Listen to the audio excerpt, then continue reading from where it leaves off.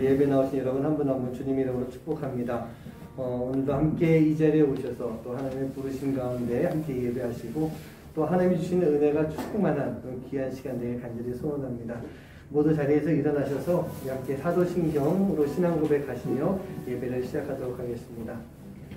전능하사 천지를 만드신 하나님 아버지를 내가 믿사오며 그 외아들 우리 주 예수 그리스도를 믿사오니 이는 성령으로 잉태하사 동정녀 마리아에게 나시고 본디오 빌라도에게 고난을 받사 십자가에 못 박혀 죽으시고 장사한 지 사흘 만에 죽은 자 가운데서 다시 살아나시며 하늘에 오르사 전능하신 하나님 우편에 앉으시다가 저희로서 산자 죽은 자를 심판하러 오시리라. 성령을 믿사오며 거룩한 은혜와 성도가 서로 교통하는 것과 죄를 사하여 주시는 것과 몸이 다시 사는 것과 영원히 사는 것을 믿사옵나이다. 아멘. 우리 함께 나는 예배자입니다. 하나님 앞에 찬양하시면서 예배하시겠습니다.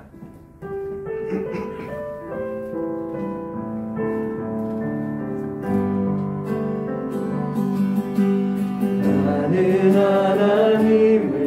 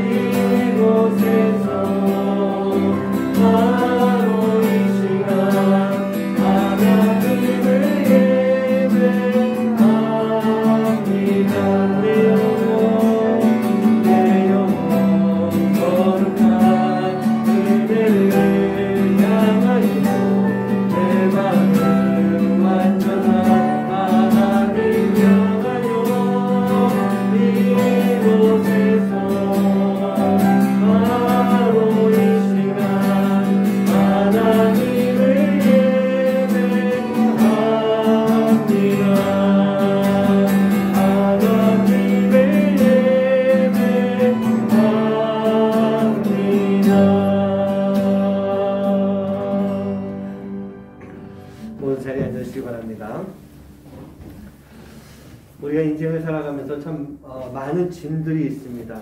그 짐이라고 하는 것이 우리의 마음의 짐, 육신의 짐, 또 병으로 인한 짐들, 또 많은 그 고난의 짐들, 여러 가지 짐들이 있는데 우리가 이 짐을 지고 갈 때 지쳐서 쓰러지지 말아야 될 것입니다. 잘 이겨내고 극복하면서. 근데 우리가 그렇게 할 수 있는 이유가 무엇이냐? 주님이 우리와 함께 하시기 때문에 우리는 이겨낼 수 있습니다.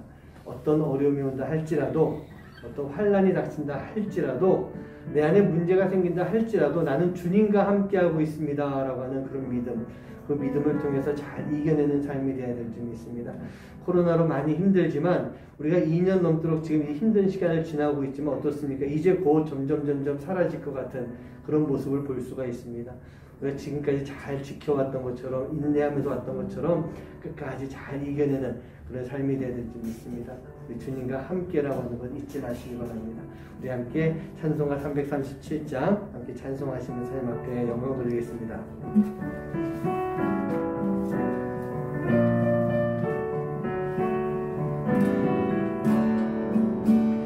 내 모든 시험 무서운 짐을 주 예수 앞에 아래 있며 근심에 쌓인 날 돌아보사 내 근심 모두 맡기시네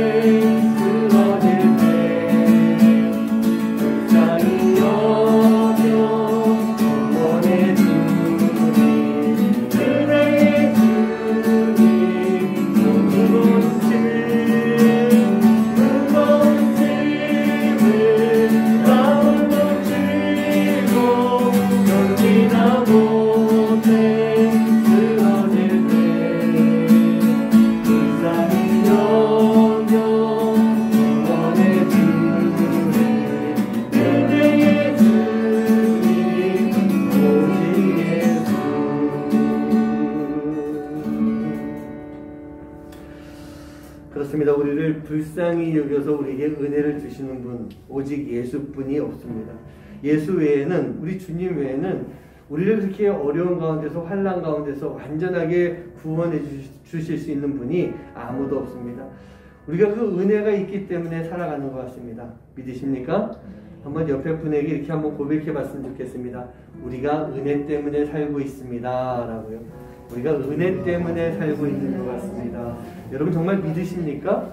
나에게 은혜가 있기 때문에 살아가는 것 같아요. 제가 이게 설교하면서도 제 간증에 대한 이야기도 조금씩 하면서 또 사역에 대한 이야기도 말씀드릴 때 하나님의 은혜가 아니었으면 이렇게 내가 사역을 할 수 있을까? 하나님의 은혜가 아니었으면 지금 이 자리까지 내가 올 수가 있었을까? 지금 이 자리에 있는 것도 주님의 은혜입니다. 은혜 아니면 내가 아무것도 할 수 없습니다. 그런 고백을 할 수밖에 없습니다. 우리가 오늘 이 시간 찬양하시는데요. 오직 예수님뿐이 없습니다. 예수님만이 나의 은혜가 되십니다. 그 마음을 가지고 이 시간 함께 고백하며 찬양하도록 하시겠습니다.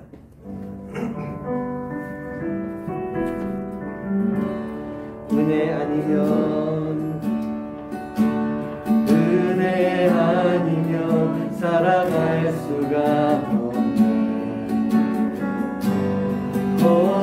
마저도 다 주의 것이니 세상 평안과 위로 내게 없어. 예수 오직 예수뿐이네. 다시 한번 찬양합니다.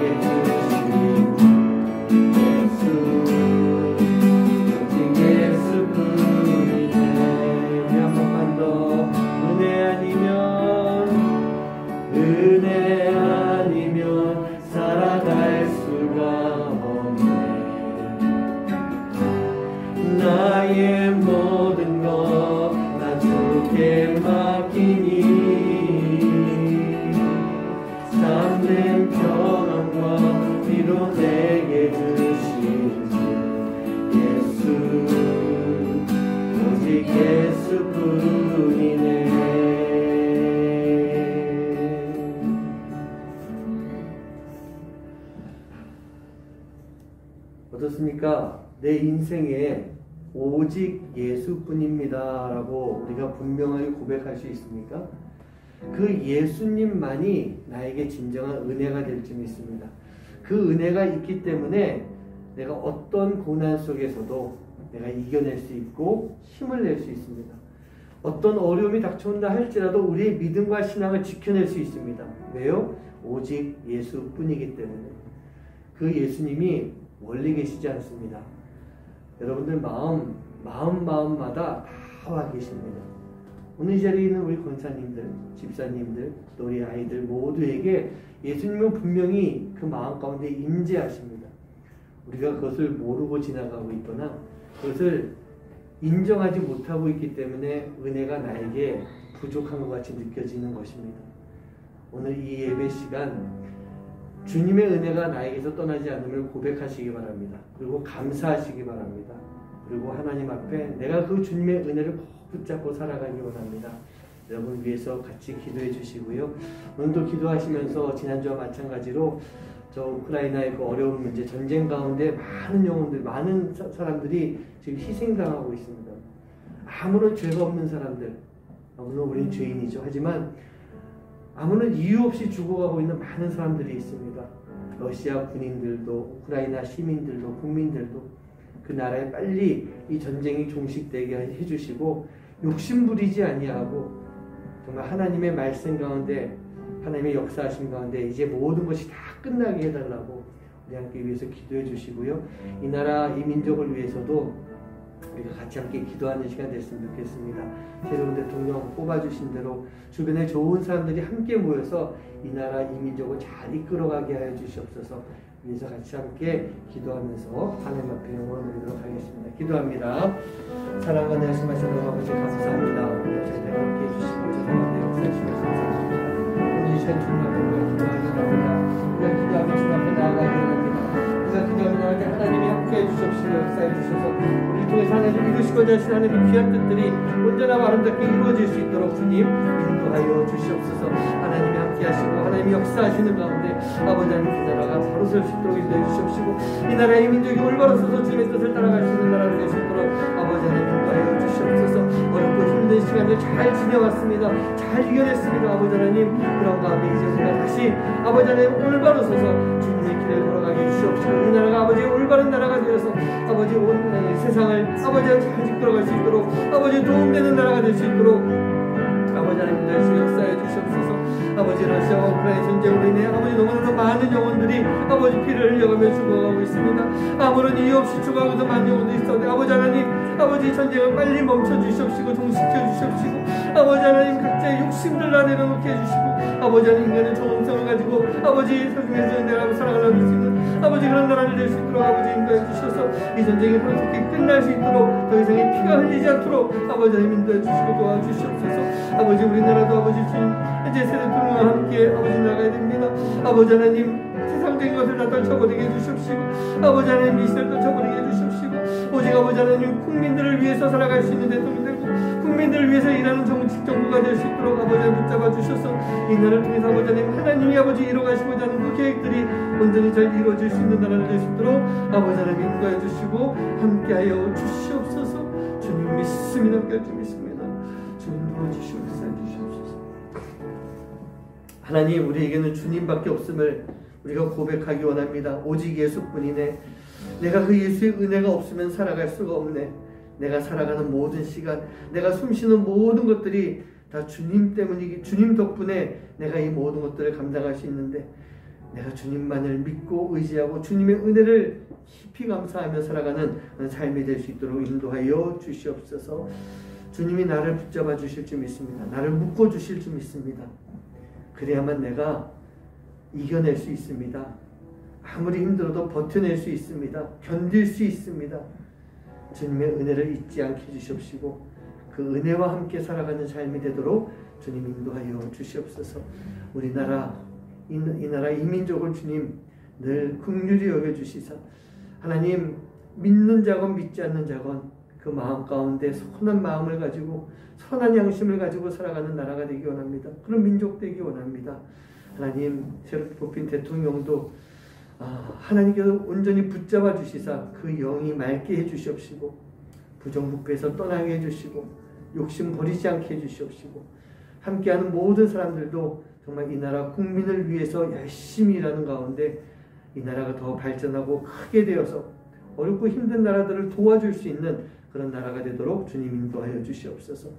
러시아와 우크라이나의 전쟁으로 인해 너무 많은 젊은이들이, 너무 많은 영혼들이 아무런 이유 없이 죽어가고 있습니다. 하나님, 이런 일은 이제 벌어지지 말아야 됩니다. 하루속히 전쟁을 끝내주시옵시고 욕심 내려놓고 이제 원래의 모습으로 다시 돌아가고 이제 많은 국가들이 또 우크라이나를 도우며 다시 일어설 수 있는 그러한 나라들 될 수 있도록 주님 역사하여 주시옵소서. 오늘도 이 예배 가운데 함께 하실 성령님 우리가 기대합니다. 우리에게 음성을 들려주시고 하나님의 마음을 전달해 주시고 무엇보다도 이 예배 가운데 주님의 만져주심이 있어서 우리의 영과 육이 다시 고침받고 강건해지는 귀하고 복된 시간 될 수 있도록 주님 인도하여 주시옵소서. 이 모든 말씀 예수님의 이름으로 간절히 기도하옵나이다. 아멘. 자, 오늘 말씀 보시겠습니다. 창세기 26장 12절부터 22절까지의 말씀입니다. 우리 같이 한 목소리로 이제 합독하도록 하시겠습니다. 시작.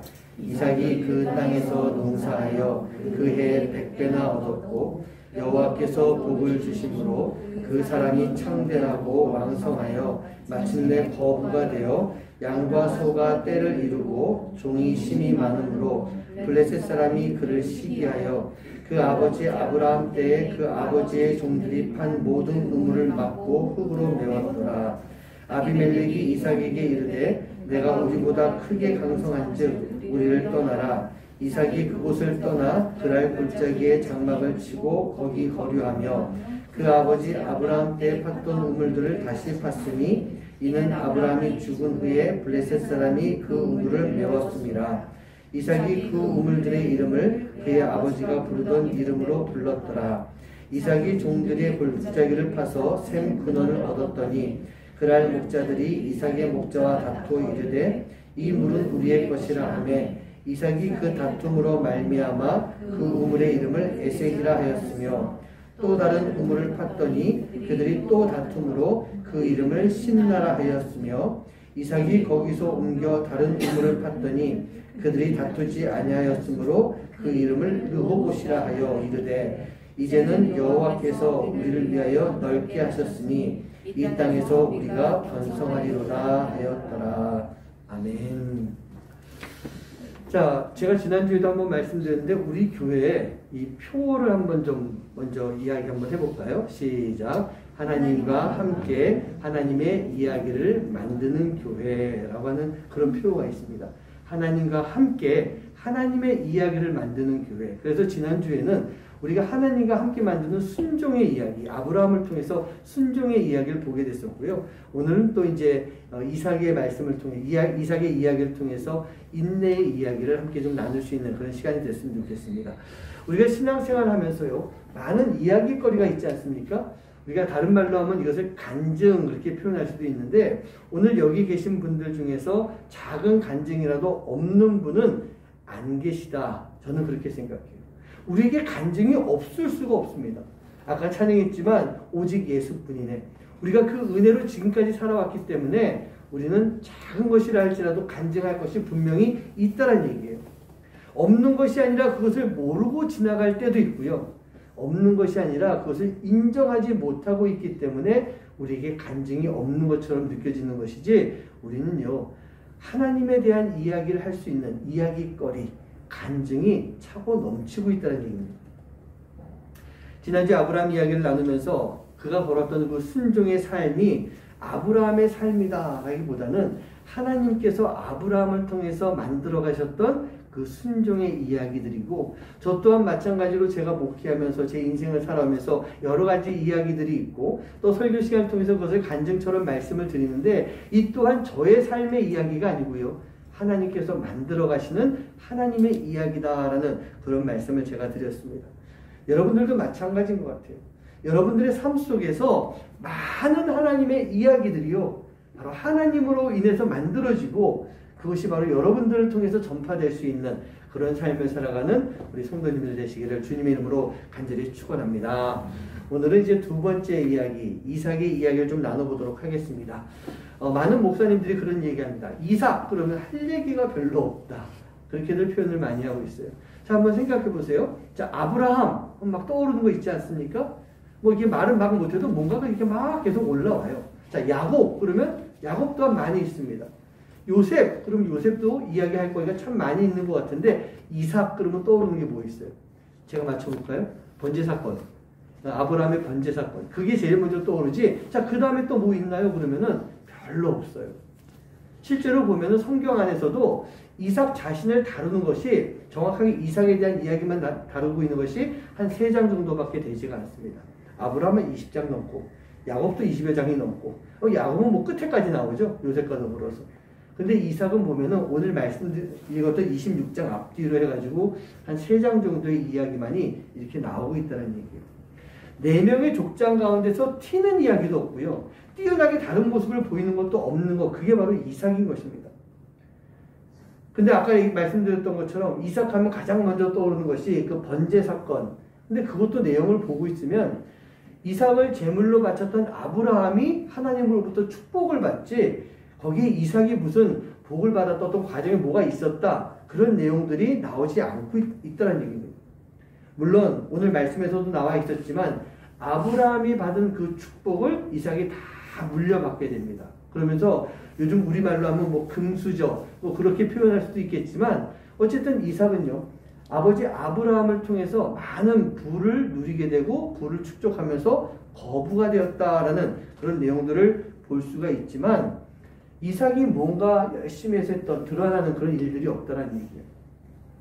그렇게 살아가면서 나이가 되어서 이제 아내를 맞이하게 되는데 그 과정도 보고 있으면 이삭은 그냥 집에 있습니다. 아버지가 노종, 늙은 종 엘리에셀을 저 하란 땅에 보내서 자기 아브라함의 형제 나홀의 딸 리브가를 데리고 와라 라고 하는 이제 그러한 이야기를 하게 되고 이삭은 아버지의 말씀대로 그냥 가만히 앉아 있다가 데리고 온 신부와 더불어서 혼례를 이루게 됩니다. 가정을 이루게 됐어요.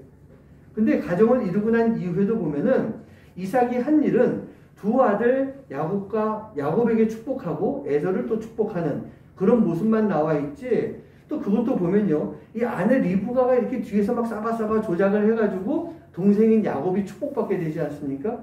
그런 모습 보고 있으면 결혼을 해서 가정생활 하는 것조차도 어찌 보면 리브가가 주도권을 잡고 그 이삭은 그냥 끌려가고 있는 그런 모습처럼 보인다는 얘기예요.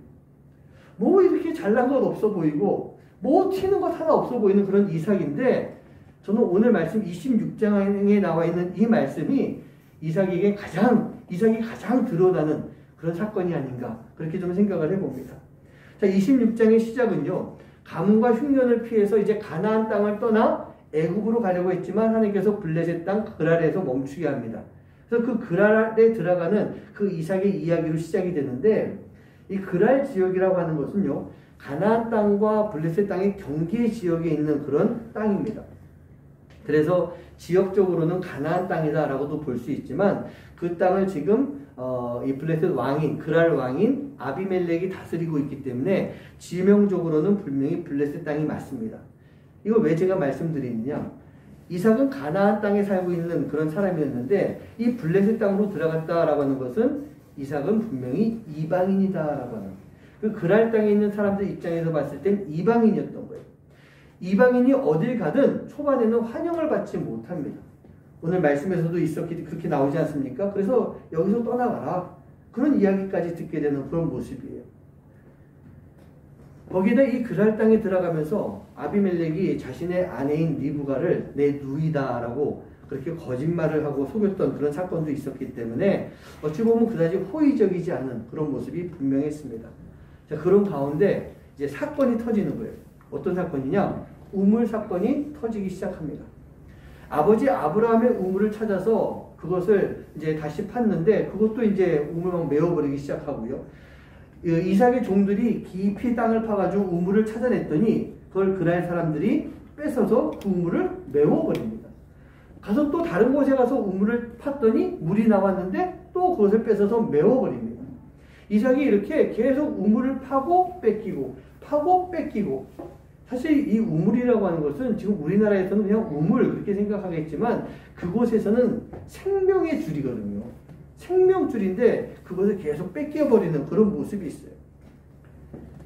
물론 뭐 이삭이 아버지의 재산을 다 물려받아서 부유했기 때문에 우물 파는데 그렇게 힘든 것은 아니었을 것이다 라고 생각할지도 모르겠어요. 그런데 이 우물을 판다는 건요, 요즘이야 뭐 기계로 부르르 파가지고 물 뽑아내면은 이제 쉽게 물을 찾지 않습니까? 근데 그 당시에는 사람이 직접 땅을 파고 들어가야 되는 거예요. 이제 맨 땅부터 파고 들어가기 시작해가지고 우물을 파는데, 제가 케냐에 있을 때 우물 파는 것을 본 적이 있거든요.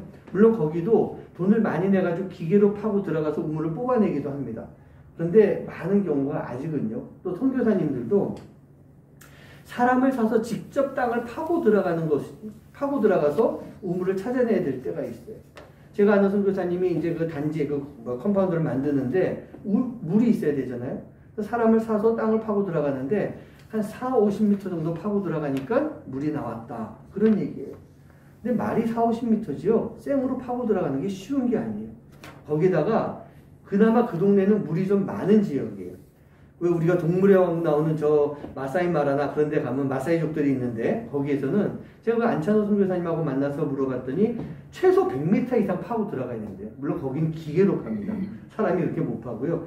100m, 200m를 파고 내려가야 겨우 물이 나온다는 거예요. 제가 이 말씀을 왜 드리느냐, 이삭이 우물을 팠다라고 하는 것이 쉬운 일이 아니라는 얘기예요. 많이 힘들고 어렵게 그 우물을 팠는데, 그나마 우물을 팠다라고 해가지고 무조건 물이 나오느냐? 물이 안 나와요. 한 40-50m 파고 들어가도 물이 안 나오면 포기하고 다른 데를 또 파야 되는, 그만큼 힘들고 어려운 일인데, 지금 이삭은요, 이런 우물을 계속 파내려가고 있다는 얘기예요.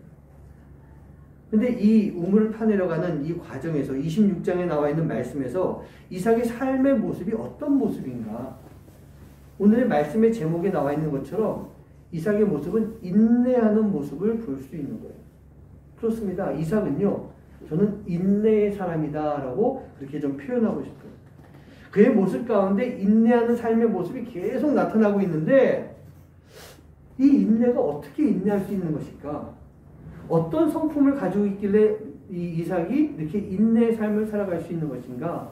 그런 생각해 봤어요. 여러분들 어떻게 생각하십니까? 인내하려면 필요한 성품이 있어요? 무엇일까요? 저는 그 성품이 온유한 성품이다. 그 말씀을 좀 드리고 싶어요. 그렇습니다. 이삭은요, 온유한 사람이었던 거예요. 제가 보기에는 정말 어찌 보면 바보같이 온유했던 사람이다 라는 생각이 좀 듭니다. 이삭의 온유함을 볼 수 있는 첫 번째 사건이 바로 우리가 잘 아는 그 번제 사건이었어요. 집에서 출발할 때부터 이삭이 번제 드리는 아버지를 쫓아가지 않습니까? 그래서 아버지에게 물어봐죠. 아버지, 번제 드릴 나무는 다 있는데 이 양은 어디 있어요? 우리가 거기서 보면은 이삭을 상당히 어린아이로 이렇게 보게 되는데, 요세푸스가 쓴 유대인 전승에 의하면은 이삭의 나이가 25세였다 또는 26세였다 그렇게 표현되고 있어요. 그리고 성경학자들도 이 나이를 막 따져보다 보니까 절대로 이삭이 어린아이의 나이가 아닌 젊은 나이 때 이 번제 사건이 있었던 것이다. 그렇게 지금 이야기들을 하고 있어요. 그렇다고 한다면 20대였던, 만약 25이라고 한다면 그때 그럼 아브라함의 나이가 어떻게 됩니까? 125세였다는 얘기예요. 125세인 할아버지가 25세인 아들을 제물로 바칠 때 이 아들이요, 내가 왜 죽어야 돼요? 나 죽기 싫어. 그러면서 와 하고 일어나가지고 반항했다면 있을 수가 없는 일이었다는 얘기예요. 근데 그 청년 이삭이 그 순간에 순종하고 그것을 순수히 아버지 뜻을 따르고 있었어요. 이 문제를 좀 더 깊이 살펴보면요, 그 당시 가나안 땅에는 자식을 제물로 바치는 그런 제도가, 신의 그 제사 제도가 있었습니다. 물론 하나님께서는 그것을 엄격하게 금하긴 하셨지만, 요 사건이 있던 그 당시에 하나님은요, 바로 그 이방인들이 하고 있는 그런 제도를 통해서 아브라함을 시험하고 있는 그런 모습이었던 것입니다. 어찌 보면 온유했던 이삭이었기 때문에 이 모든 것들을 좀 숙명적으로 받아들이는 그런 모습이 있었을 거예요. 그런데 만약에 이삭에게 온유한 마음이 없었으면 어떤 일이 벌어졌을까? 제가 중학교 때 수련회에 가가지고 이제 그 조별로 이제 연극을 하는 게 있었어요. 그런데 성경대로 하지 말고 한번 각색을 해봐라. 그렇게 주문이 온 거예요. 근데 저희 집에서 했던 게 바로 이 연극이었어요. 아브라함의 이 순종, 이삭의 번제 사건. 근데 어떻게 했을까요? 선생님이 우리를 가르쳐 주시는데, 자, 이삭, 여기서 네가 벌떡 일어나는 거야. 다 줄을 끊어버리는 거야. 그리고 아버지를 제단 위에 올려. 아버지를 번제물로 드리는 거야.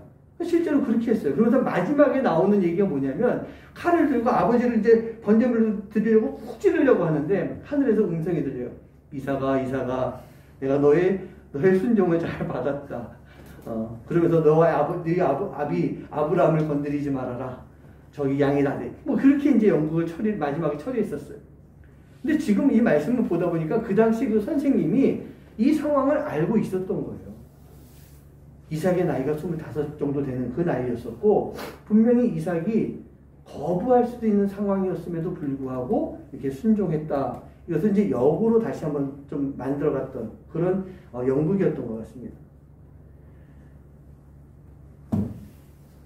이렇게 이 이삭의 그 이야기를 이렇게 보면서 우리가 순종할 수 있는 그 모습들, 그 이삭의 온유함의 그 마음을 우리가 볼 수가 있는 것 같아요. 그래서 이 이삭이 이 온유한 사람이다라는 그런 말씀이에요. 두 번째로 이삭이 온유함을 볼 수 있는 그 사건이 있는데, 이삭이 결혼을 40살에 하게 됩니다. 그리고 그 야곱가에서 쌍둥이가 태어난 것이 20년이 지나간 60세가 됐을 때 이 자녀를 갖게 되는 거예요. 20년 되는 동안에, 결혼하고 20년 동안에 자녀를 갖지 못하고 있었던 것입니다. 근데 당시에 이 관습을 보면요, 아내가 이제 결혼해서 아내가 자녀를 낳지 못하게 되면 이 첩을 두어서 자녀를 갖게 하는 것이 당연한 시대였었습니다. 그래서 아브라함도 이 사라의 몸종 하가를 통해서 이스마엘을 낳게 된 것이고, 후에 야곱이요, 레아와 라헬이 있는데 그 사랑하는 아내 라헬이 자녀를 낳지 못하자 이 라헬이 자기의 몸종 빌하를 첩으로 보내서 두 아들을 낳게 되는 거예요. 그리고 이 일은요, 아내가 먼저 나서서 이 일을 진행하는 것이 맞습니다. 그런데 이삭은요, 20년의 세월이 지나는 동안에 그렇게 하지 않았던 거예요. 60이 되어서 쌍둥이 야곱가에서 낳을 때까지 20년 동안 이 이삭은요, 오로지 리브가만 바라보며 그렇게 지내왔던 것입니다. 저는 그래서 이 부분을 봐도 이삭이 참 온유한 사람이다라고 그렇게 보는 거예요. 그러면 자, 이삭이 이렇게 온유한 성품이 있어서 인내의 삶을 살았다라고 하는 것은 우리가 말씀을 보면 알 수가 있을 것 같아요. 이삭은 온유한 사람이어서 인내의 삶을 살았다. 그러면 우리는 어떻습니까? 나는 지금 온유한 사람이 맞습니까? 내가 온유하지 못한 것 같아요. 저도 그래요. 저도 온유하지 못해요. 저도 이 안에 이 불같은 성질들이 있어가지고 온유하지 못한 삶을 너무 많이 살아가고 있는 것 같아요. 그렇다고 한다면 나는 인내의 삶을 살지 못하는 것 아닐까, 그렇게 볼 수도 있는 것 같아요. 그래서 제가 다른 말씀을 하나 찾아봤습니다. 자, 마태복음 5장 5절 말씀인데요. 마태복음 5장 하면 떠오르시죠? 팔복부터 시작하면서 예수님의 산상수훈이 있습니다. 5절 말씀 봅니다. 시작. 온유한 자는 복이 있나니 그들이 땅을 기업으로 받을 것이니요. 우리가 잘 아는 말씀이죠. 예수님께서 팔복에 대한 말씀을 해주시는 가운데 온유라고 하는 그런 뜻을, 그런 말씀을 해주십니다. 여기서 온유라고 하는 것이 헬라어로 프라이스라고 하는 그런 단어인데, 다른 사람에 대한 나의 행동이 온화하고 부드럽다라고 하는 그런 뜻이에요. 그게 온유, 프라이스예요. 그런데 여기 이 프라이스라고 하는 단어에는 좀 다른 뜻이 하나 분명히 들어간다고 합니다. 이 프라이스라고 하는 온유는요, 그냥 따뜻함이 아니라 전문가에 의해서 길들여진 온유함을 뜻하고 있는 거예요. 아까 말했던 이삭하고는 좀 다르죠. 이삭은 제가 그랬어요. 태어날 때부터 온유한 사람이었던 것 같아요.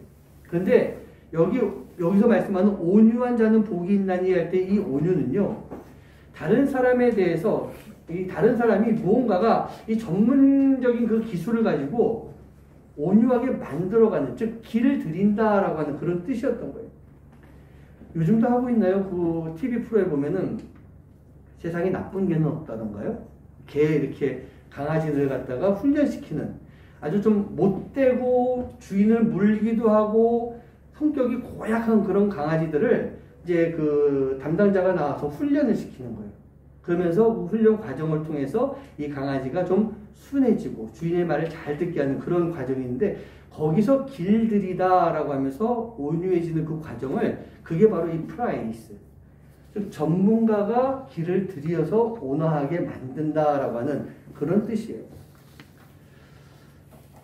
사랑하는 우리 성도님들, 저도 그렇고 여러분들도 그렇고 우리는 온유함을 가지지 못할 때가 너무 많이 있는 것 같아요. 근본적으로 우리 안에 온유함이 있다, 온유함만 가지고 산다라고 우리는 그렇게 말할 수가 없다는 얘기예요. 우리 안에 있는 모난 성격이 있고 포악한 성격이 분명히 안에 있습니다. 그런데 중요한 것은요, 그런 우리가 온유해질 수가 있다는 거예요. 온유해질 수가 있는 거예요. 왜요? 예수님의 성품 중에 분명히 온유함이 있으시기 때문에, 그리고 성령님이 나를 훈련시켜 주시고 나를 변화시켜 주셔서 우리 안에 성령의 열매 중에 하나인 온유를 우리에게 분명히 주시기 때문에 우리는 온유해질 수가 있다는 거예요. 제가 지난번에도 그런 말씀 드렸죠. 성령의 9가지 열매는 내가 선택할 수 있는 것이 아니에요. 반드시 내가 다 가져야 되는 거예요.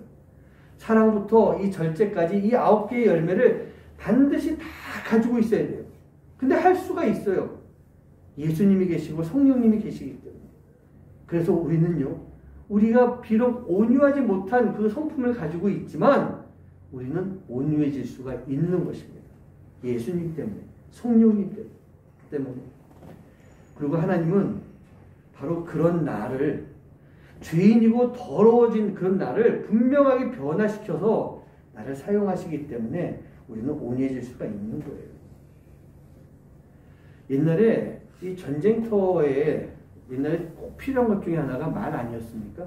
장수들, 뭐 칼을 잘 쓰고 창을 잘 쓰고, 뭐 이 서양 쪽에서도 보면 말이 꼭 필요합니다. 그리고 말을 탄 장수는 막 달려가면서 수십 명을, 수백 명을 죽일 수가 있는 거예요.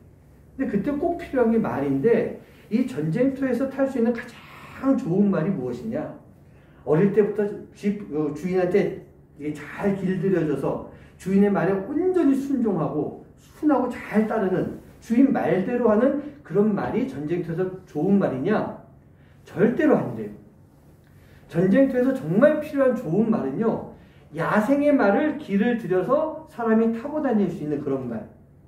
제가 기억하기로 이 여포가 타고 다니던 이 적토마라고 하는 것도요, 제가 지금 옛날 그 봤던 기억 중에 하나가 사람들이 이렇게 막 길들이지 못하고 있는 막 날뛰는 말인데 여포가 와서 딱 잡고 어떻게 하니까 순한 말이 돼가지고 여포의 말을 잘 들었어요.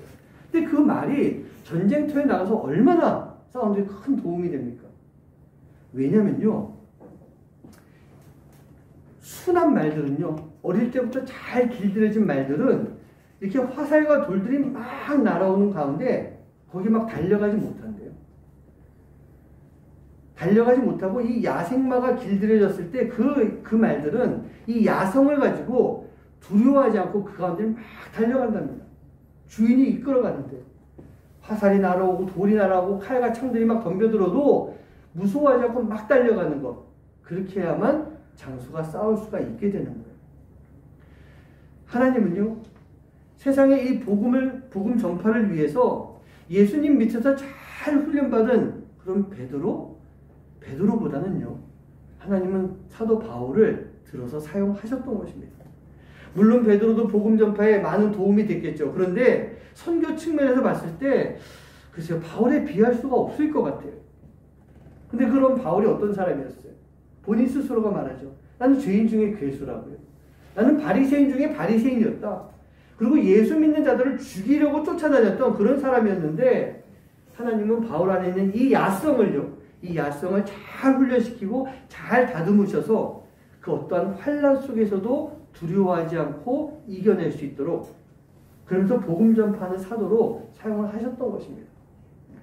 그렇다고 그래가지고 사도 바울이 온유한 사람이 아니었나요? 그도 온유한 사람이었어요. 그 온유가 뭡니까? 그 바울 안에 있는 야성을 잘 훈련시키고 단련시키고 바꿔주셔서 만들어 놓은 그런 온유였다는 얘기예요. 제가 왜 이 이야기를 드리겠습니까? 나도 온유해질 수가 있는 거예요. 비록 나는 온유함이 없다라고 생각하지만 그리고 그게 맞거든요. 그런데 하나님이 나와 함께 하시면 나도 온유해질 수가 있고 이삭과 같이 인내의 삶을 살아갈 수가 있게 되는 것입니다. 오늘 본문 말씀 계속해서 보고 있으면요. 그랄 사람들이 이삭의 우물을 강제로 뺏어버립니다. 침략이라고 할 수 있죠. 그런 가운데 이 온유한 이삭은요. 인내함으로 그랄 사람들과 맞서고 있었던 거예요. 근데 그 과정이 이삭이 팠던 우물의 이름 속에서 계속 나오고 있습니다. 자, 첫 번째 우물은 보면은 에색이라고 하는 이름을 가지고 있습니다. 에색은요. 그 뜻이 억압하다, 강탈하다, 강제로 뺏어버리다 라고 하는 그런 뜻을 가지고 있는 히브리어인데 즉 그랄 사람들이 불법적으로 이삭의 우물을 뺏어버렸다는 얘기예요. 그리고 두 번째 우물을 보면 신나라고 하는데 이 말은 영어로 하면 사탄입니다. 히브리어로 하면요. 샤이탄이라고 하는 그런 말인데 공격하다, 대적이 되다 라고 하는 그런 뜻이 있으면서요. 이게 특별히 나쁜 존재들이요. 아주 악한 존재들이 선량한 사람들을 일방적으로 공격해가지고 공경에 빠뜨리고 파멸에 이르게 한다라고 하는 그런 뜻이 있어요. 신나라고 하는 사탄, 샤이탄 안에 그런 뜻이 있어요. 지금 딱 그거 같아요. 러시아가 우크라이나를 침공해가지고 지금 막 괴롭히고 있고 어려움을 겪게 하는 거 그게 바로 사탄이 하는 짓이에요. 결국 이 사탄은요. 양쪽 다 멸망하게 만드는 그런 모습이라는 얘기입니다. 자, 이삭이 이 우물 사건에는요. 바로 이러한 과정들이 있었던 거예요.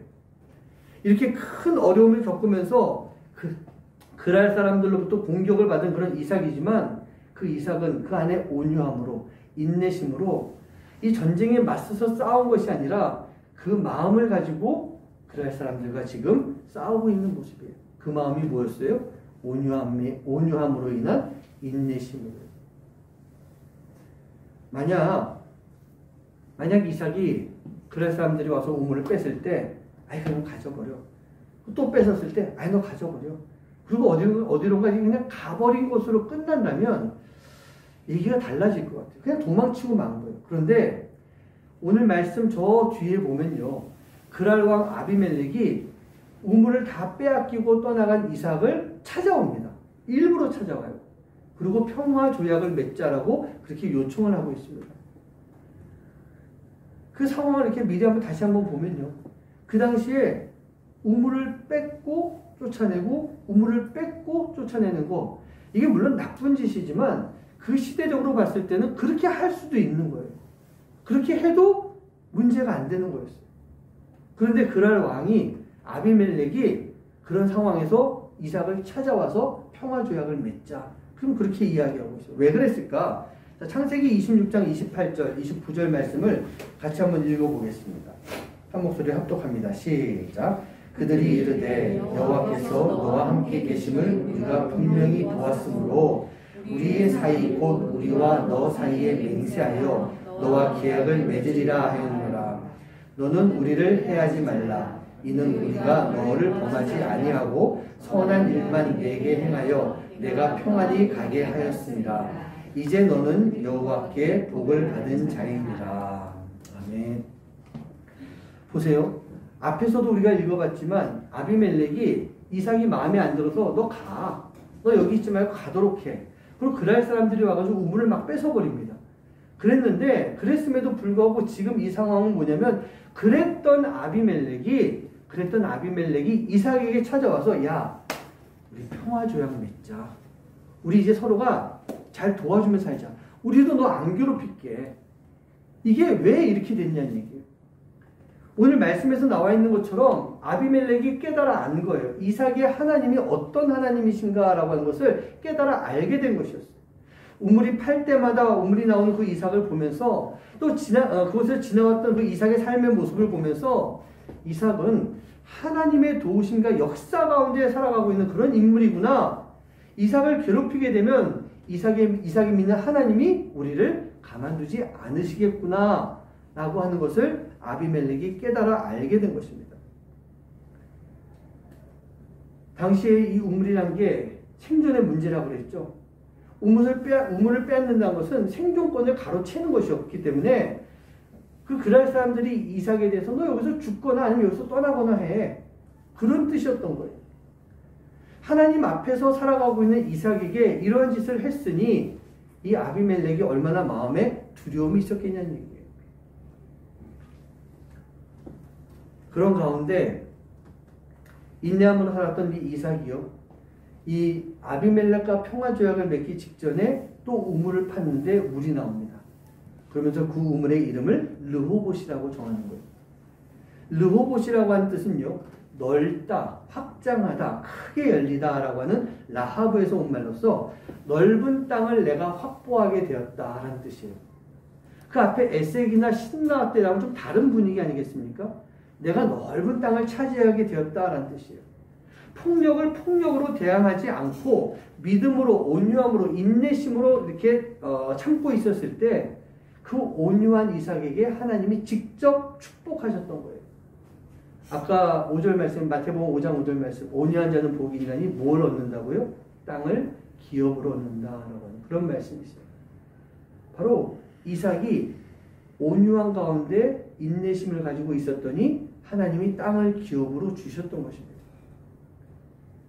이 모든 것들을 다 아비멜렉이 보고 있었던 거예요. 인내는 이렇게 큰 힘이 있는 것입니다. 그렇기 때문에 이 인내의 힘 때문에 아비멜렉이 찾아와서 조약을 맺고자 요청하게 된 것이었어요. 그리고 이삭은요, 그 찾아온 아비멜렉과 일행들에게 큰 잔치를 베풀어 줍니다. 밤새도록 잔치를 베풀어 주면서 많은 것을 이렇게 나눠줍니다. 그리고 다음날 됐을 때 종들이 또 우물을 팠는데 또 물이 나오기 시작하는 거예요. 그래서 그 이름을 세바라고 이렇게 짓게 됩니다. 세바는요, 7이라고 하는 숫자의 의미도 있지만 맹세하다라고 하는 그런 뜻도 있어요.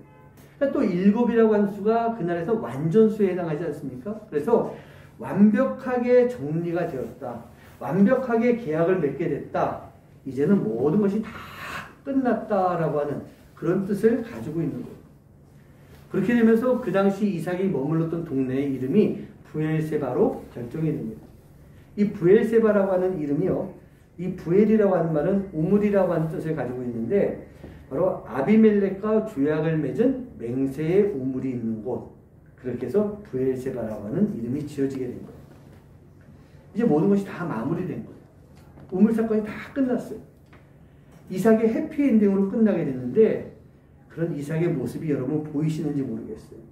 그 이삭의 온유함, 인내, 그런 걸 통해서 이삭 주변에 있는 사람들에게 하나님을 알리는 모습이 됐고 하나님에 대해서 각인시키는, 그래서 많은 사람들이 하나님 앞에 무릎을 꿇게 만들었다는 얘기예요.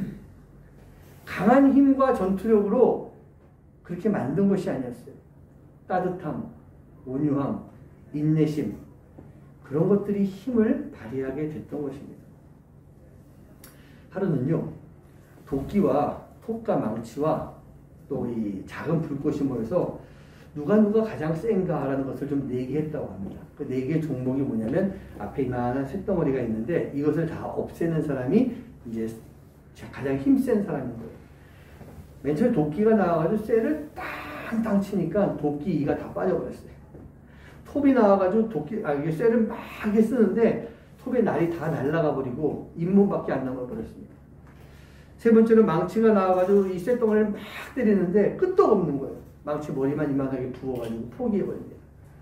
그때 조그만 이 불꽃이 나오더니 확 해가지고 자기 불꽃을 확 키워가지고 그 쇳덩어리를 확 안아버립니다. 그리고 그 안에서 계속 이 뜨거운 불을 이렇게 지펴주니까 어떻게 될까요? 쇠가 녹아서 다 사라지게 됐던 거예요. 강한 것이 강한 것을 이기는 것이 아니다라는 것을 보여주는 그런 예화였어요.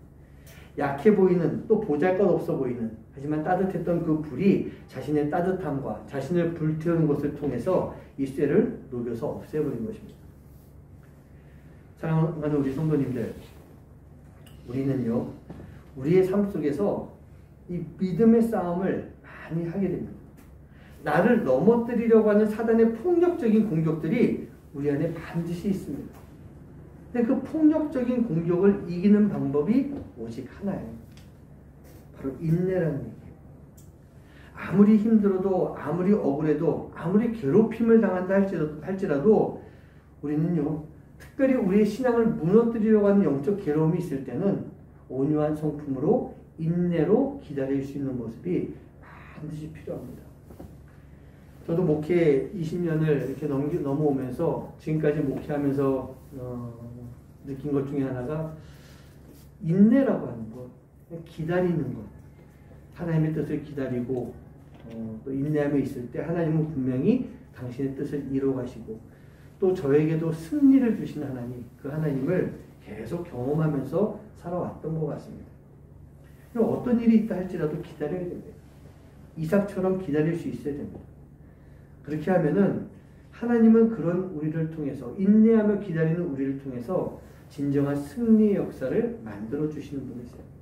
그리고 그 승리의 역사가 있기 때문에 우리는 우리의 신앙을 굳건하게 지켜나갈 수가 있는 것입니다. 그리고 그 축복이 나에게서 끝나는 것이 아니에요. 제가 지난주에도 말씀드렸잖아요. 우리 자녀들에게 그 축복이 전달되는 거예요. 또 그 자녀의 자녀에게 후대 계속 이어지게 되는 것입니다.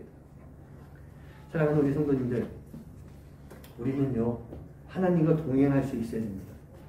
그리고 하나님이 우리를 통해서 만들어주시는 그런 인내의 이야기, 그 인내의 이야기를 가지고 진정한 승리의 삶을 살 수 있는 모습이 되어야 되는 것입니다. 그 인내는요, 훈련이 필요한 것 같아요. 계속적으로 내가 생각하고 내가 계속 느껴야 되는 거예요. 제가 지난번에 병원에서 있었던 일들 말씀드린 적이 있잖아요. 어렵고 힘들어요. 근데 방법은 인내하는 거예요. 그리고 그 인내를 계속 생각하면서 그것을 훈련하는 시간, 연습하는 시간이 필요하더라고요. 저도 그 일이 있고 난 이후에 제 입에서 떠나지 않는 찬송이 그겁니다. 주여 날 씻었네, 내 생명을 주시었네. 그리고 주님이 나에게 이제 옛사람의 옷을 벗어버리고 새 사람의 옷을 입게 만들어 주셨어요. 그걸 자꾸 생각하는 거예요. 그렇게 생각하고 그런 훈련을 하니까 비슷한 일들이 올 때 그것을 이겨낼 수 있는 힘들이 생기더라고요. 물론 아직은 멀었어요. 제가 생각해도 아직도 저 안에 옛사람이 자꾸 이렇게 나오고 있는데 그 훈련을 통해서, 인내의 훈련을 통해서 우리가 그 모든 것들을 이겨낼 수 있는 그런 모습이 되어야 될 줄 믿습니다. 우리가 힘들고 지쳐 있을 때, 넘어지고 쓰러질 때, 아무것도 세상에 나를 도와주는 것이 없다라는 그런 생각이 들 때, 우리 주변에는, 우리에게는 주님이 계십니다. 예수님이 계십니다. 그 예수님이 우리의 손을 붙잡아 주시면서 너는 내 아들이다. 너는 내 딸이다. 일어나거라. 그리고 조금만 더 견디도록 해라. 좀만 더 버텨라. 그러면 내가 너를 도와줄 것이다. 조금만 더 이겨내라. 그러면 너는 승리할 것이다. 우리에게 그런 말씀을 해주십니다. 오늘 이 찬양을 통해서요, 나를 아들로 삼으시고 나를 딸로 삼으신 분, 언제나 변함없이 우리를 도와주시는 분, 그분이 계시기 때문에 나는 인내할 수 있습니다. 그리고 그분이 나를 훈련시켜 주시기 때문에 나는 인내할 수 있습니다. 그 마음을 가지고 고백하면서 또 찬양하고 결단하는 시간 되시기 바랍니다.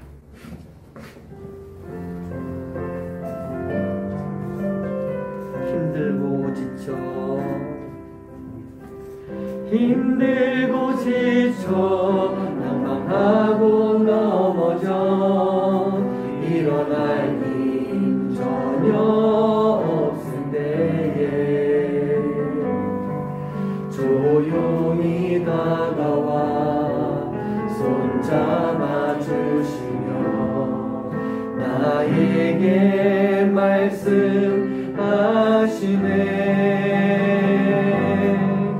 나에게 실망하며 내 자신 연약해 고통 속에 눈물 흘릴 때에 자국 난 그 손길 눈을 닦아주시며 나에게 말씀하시네. 너는 내 아들이라 너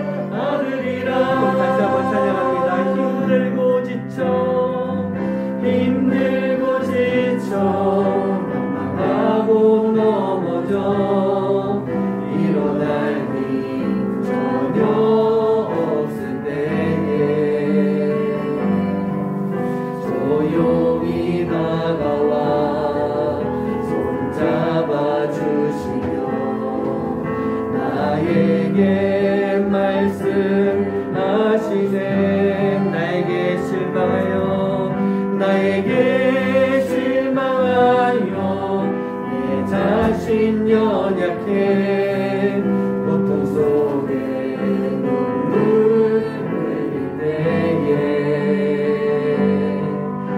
자국 난 그 손길 눈물 닦아주시며 나에게 말씀하시니 우리 모두 일어나서 찬양합니다.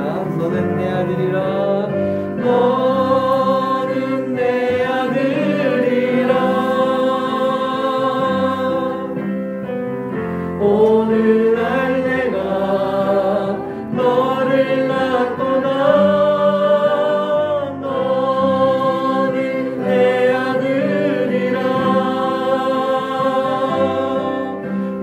사랑하는 내 아들이라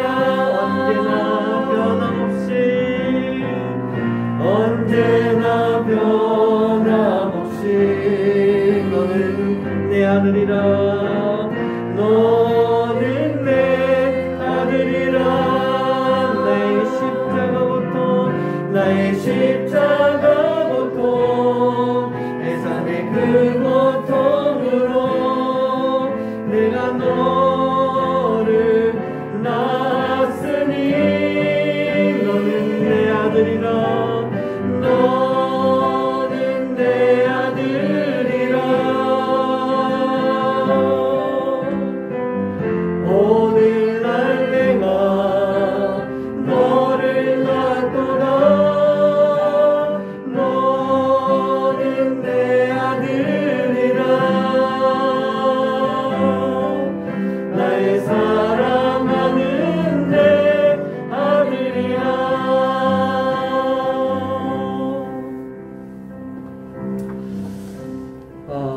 우리에게 인내의 시간이 필요할 때가 참 많이 있습니다. 그런데 그 인내의 시간은 결코 나 혼자서 감당해야 되는 것 아닙니다. 먼저 하나님이 내가 인내할 수 있도록 나를 훈련시켜 주셨습니다. 온유한 마음으로 바꿔주셨습니다. 우리가 그 온유함이 있기 때문에 인내할 수 있는 것이고 내가 인내하는 그 시간에는요 우리 주님이 나와 함께 하십니다. 너는 내 아들이야. 너는 내 딸이야. 여러분, 여러분들에게 자녀가 있을 때 이 자녀가 어려움을 겪고 있으면 모른 척하고 방치하겠습니까? 내가 할 수 있는 한 최대한 도와주며 함께 해줍니다. 그게 바로 우리 주님이십니다. 그게 우리 하나님이세요. 그래서 우리는 해야 되는 그 시간에 외롭지가 않습니다. 어렵지가 않습니다. 우리를 바꿔주신 주님, 우리와 함께 하시는 주님, 그 주님과 함께 우리의 그 인내의 시간을 잘 지나가야 될 줄 믿습니다. 오늘 이 시간 우리 함께 기도했으면 좋겠습니다. 지금 나에게 인내의 시간이 필요합니다. 이러이러한 인내의 시간이 필요합니다. 하나님, 우리 주님 나와 함께 해주셔서 내가 이 시간을 잘 이겨낼 수 있도록 인도해 주시옵소서. 그래서 이 인내의 이야기가 바로 하나님의 이야기가 되게 하여 주시옵소서. 우리 그 마음을 가지고 이 시간 잠시 마음과 기도하도록 하시겠습니다. 기도합니다. 아버지 하나님 감사합니다. 함께해 주시고 역사하신 주님의 귀한 은혜 감사드립니다. 우리가 주님의 자녀로 살아가기 원합니다. 아버지 하나님, 우리 주님께서 나를 변화시켜 주시고 나를 돌봐주시는 가운데 아버지 우리가 인내의 마음을 가지고 살아갈 수 있게 해주셨습니다. 하나님, 내가 지금 기다려야 될 때이고 아버지 지치고 힘들어 쓰러졌다 할지라도 다시 주님의 손을 잡고 일어나야 될 때입니다. 일어나서 기다리며 아버지 하나님 주님의 그 시간을 기다릴 수 있는 모습 되게 해주셔서 아버지 하나님 오늘 이 자리에 우리 모든 성도님들 주님의 뜻 가운데 아버지 인내로 살아갈 수 있도록 주님 도와주시고 역사해 주시옵소서. 그래서 아버지 하나님 저희들 삶이 온전히 주님의 뜻을 따르게 해주시옵시고 주님과 함께 더불어 믿음을 고백할 수 있는 삶이 될 수 있도록 인도해 주셔서 우리가 아버지 하나님 그 이삭과 같이 인내하며 그 인내로 인해 내가 진정한 승리의 삶을 살아갈 수 있도록 그 인내를 통해서 아버지 하나님 주님을 전하고 증거할 수 있는 삶이 될 수 있도록 아버지 하나님 인도해 주시고 함께 하여 주시옵소서. 아버지 어렵고 힘들다 할지라도 아버지 하나님 지쳐서 쓰러질 것 같은 그 시간 속에서도 주님의 손 우리를 붙잡아 이렇게 세워주신 주님의 손을 아버지 꼭 붙잡고 아버지 잘 인내하며 나갈 수 있는 삶이 되게 해주시사 아버지 하나님 나를 위해서 아버지 십자가에서 그 모든 보혈의 피를 흘리셨던 그 주님의 그 은혜와 사랑을 아버지 잊지 않냐고 잘 이겨내는 삶이 될 수 있도록 아버지 하나님 인도해 주시 함께 해주시옵소서. 나를 아들로 삼아주시고 나를 딸로 삼아주셔서 아버지 하나님 우리를 끝까지 아버지 책임져주고 도와주신 주님 그 주님의 놀라운 은혜와 사랑이 우리를 떠나지 않도록 주님해 주시고 함께하여 주시옵소서. 주님 믿습니다. 내가 지금 살아가면서 인내의 시간이 필요합니다. 각자 성도님들의 삶 속에 다 다른 모습이지만 많은 어려움이 있고 힘든 시간들이 있고 고난들이 있습니다. 하나님, 그때 필요한 것이 인내입니다. 그런데 우리가 인내하지 못하고 포기하기도 합니다. 인내하지 못하고 분을 내며 다투기도 합니다. 그러나 그 모든 모습이 우리 하나님 아버지가 보시기에 얼마나 마음 아픈 모습인지 우리가 잊지 않게 해주시옵시고, 우리가 그 시간 속에 주님과 함께 인내하며 진정한 승리를 이뤄낼 수 있는 삶이 되도록 주님 인도하여 주시옵소서. 사단이 우리를 넘어뜨리려고 강하게 폭력적으로 우리 공격할 때도 있습니다. 때로는 아닌 것처럼 위장하고 우리에게 따뜻한 것처럼 다가오는 그러한 시험과 어려움들도 있습니다. 우리가 그때 해야 할 일이 인내하며 기다리는 모습일 것입니다. 우리가 인내하며 기다릴 때 우리 주님이 우리 가운데서 승리를 이뤄주시고 모든 문제들을 해결해 주시는 귀한 은혜가 함께할 줄 믿습니다. 그 은혜가 있기에 내가 오늘도 살아갑니다. 그 은혜가 있기에 내일도 살아갑니다. 그 은혜가 있기에 앞으로 그 어떤 환난이 온다 할지라도 이겨낼 수 있습니다. 우리가 그 믿음의 고백을 가지고 살아가는 삶이 되게 해주시고, 진정한 인내의 이야기, 하나님이 만들어주시는 인내의 이야기가 우리의 입술을 통해서 고백되어질 수 있도록 주님 인도하여 주시옵소서. 오늘도 주님 앞에 귀한 예물 드립니다. 하나님께서 이 예물 받아주시고 이 교회를 통해, 비록 작고 미약한 교회지만 이 교회를 통해 하나님의 일이 이루어질 수 있는 귀한 예물 되도록 주님 인도하여 주시옵소서. 구분해서 드리는 손길 위에는 하나님 더 큰 복을 내려주시옵시고, 하나님 앞에 감사의 마음을 가지고 드리는 그 예물 위에 하나님 10배, 100배, 1000배, 10,000배의 큰 복이 함께할 수 있도록 주님 역사하여 주시옵소서. 이제는 우리 주 예수 그리스도의 은혜와 하나님의 놀라우신 사랑하심과 성령님의 역사하심과 교통하심이 이제 힘들고 지쳐 낭망하고 쓰러질 것 같은 그러한 삶 속에서도 주님을 바라보며 주님과 함께, 주님과 동행하며 인내의 삶을 통해 진정한 승리, 아름다운 삶을 살기로 마음속 깊이 다짐하는 우리 모든 하나님의 자녀들 머리머리 위에 이제로부터 영원까지 함께 하시기만을 간절히 축원하옵나이다. 아멘.